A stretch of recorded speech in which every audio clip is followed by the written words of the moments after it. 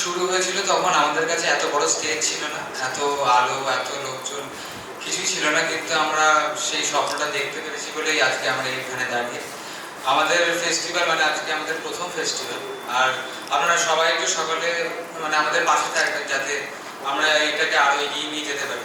অনেকে বলে কিনা যে মরীচিকা হলো মরুভূমির একটি অলৌকিক স্বপ্ন।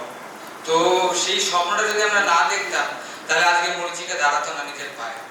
এই জন্য আমি আমার সেক্রেটারি যে আছে আর আমাদের প্রেসিডেন্ট, আমাদের ভাইস প্রেসিডেন্ট আর সদস্য যারা আছে তাদেরকে অনেক অনেক ধন্যবাদ। আর প্রসেনজিৎ তো বলেই গেল যে যদি জাহ্নবী আমাদের পাশে না থাকতো তাহলে আমরা কোনোদিনই এতটা এগোতে পারতাম না। এই জন্য জাহ্নবীকে অসংখ্য অসংখ্য ধন্যবাদ।